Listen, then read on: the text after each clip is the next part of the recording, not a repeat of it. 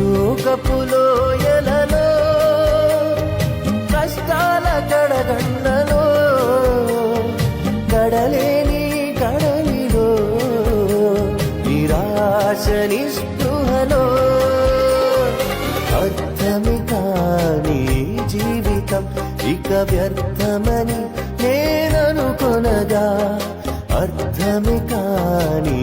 జీవితం ఇక వ్యర్థమని నేననుకొనగా